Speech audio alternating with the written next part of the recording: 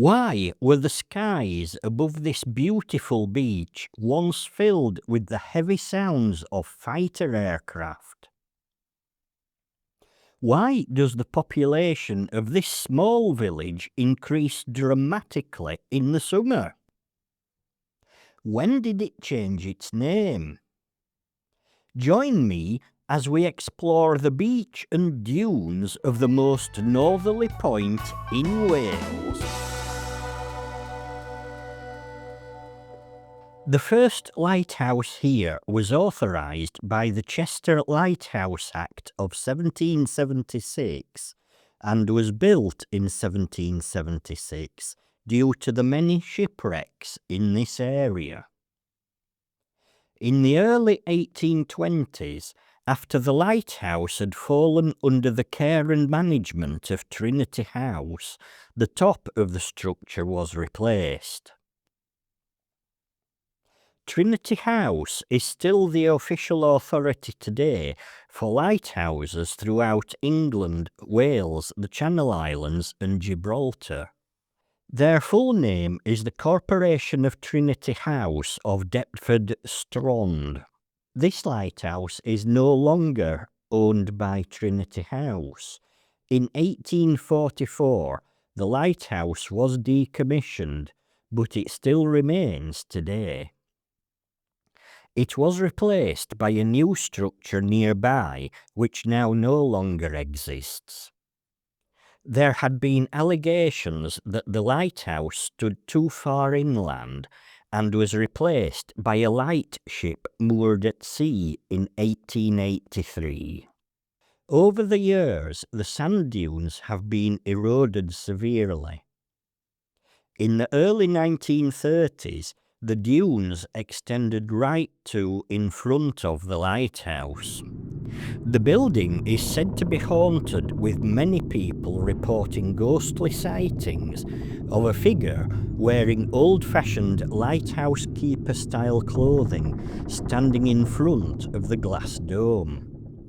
This lighthouse has featured prominently in a number of photo shoots and advertisements, notably being the place where the Dulux dog was seen running along the beach in 2011. It is said that Dulux Paints had sponsored repainting the lighthouse just before the advert was filmed. The lighthouse is of course subject to constant erosion with the ebb and flow of the tide. As a result, it does now lean slightly. Locals sometimes know it as the Leaning Tower of Prestatyn. The Point of Ayr is the name for the area at the northernmost point of Wales. The origins of the name are unclear. There is some belief that the name is derived from the Old Norse Viking word Ayr, which translates as a gravelly place or shingle beach. Interestingly, we find a different origin to the name of the Scottish town of Ayr. There, the word Ayr is believed to be a pre-Celtic word meaning watercourse or strong river. Now, I'm no expert, but for me, this does make more sense given that the Point of Ayr is at the tip of the River Dee estuary. But what do you think? Immediately to the south of the Point of Ayr, we find the small modern-day settlement of Talacre. But this seems out of place to me. Let me explain. The Talacre estate, which was owned by the Mostyn family and comprises of Talacre Abbey and Talacre Hall, sits on higher land quite some distance from the Point of Ayr. In the early 1800s, an embankment some 2 miles long was built, which allowed a large area of fertile land to be reclaimed from the sea. By 1878, the land was marked on the 6-inch Ordnance Survey map as being named Trewaelod. Indeed, in 1849, Samuel Lewis mentioned this name in a topographical dictionary of Wales. He described the reclaimed land as being under cultivation, producing plentiful crops of grain, and the land thus enclosed by the embankment constitutes the new township of Trewaelod. We can see that Trewaelod definitely once existed, but what happened? How and why did the name change to Talacre? The constantly shifting sand dunes are a haven for wildlife.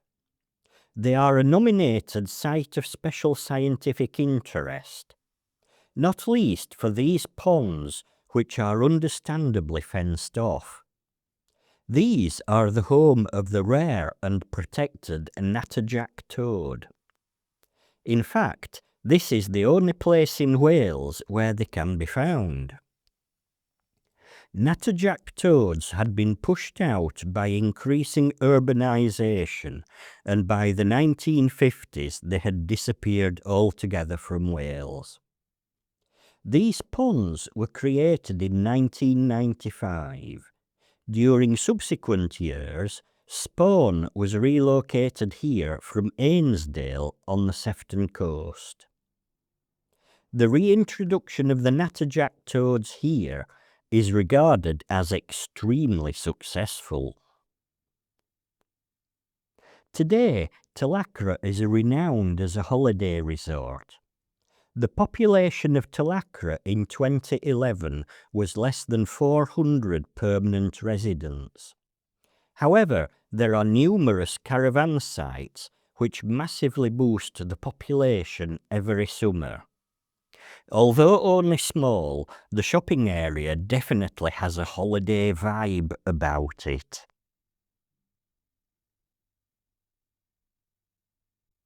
The story of how these caravan sites, and indeed the private residential bungalows, came to be here starts in the early 1900s.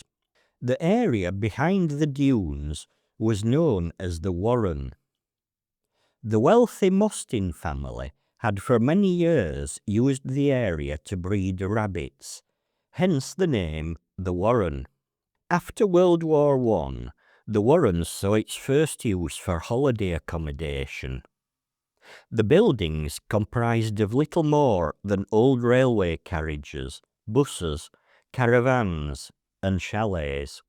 After the outbreak of World War II, despite having no electricity, flushing toilets, or running water, the area became a registered camp.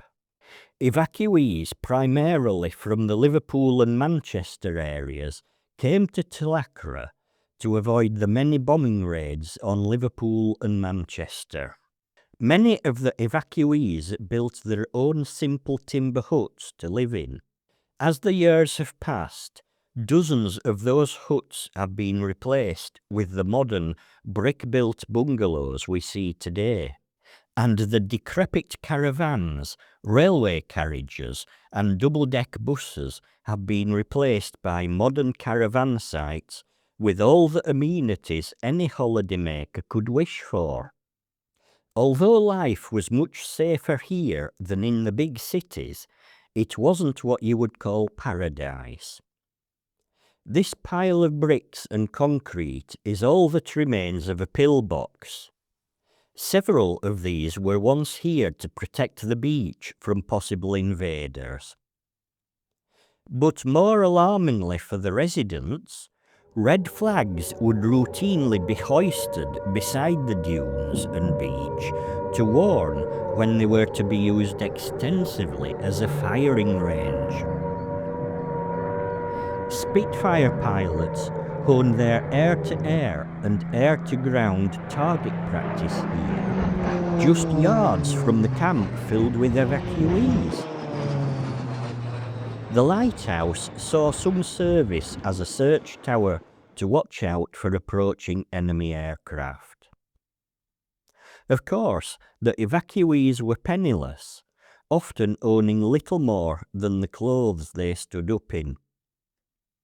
When the red flags were lowered, and the target practice shooting had finished, children from the camp would run onto the beach.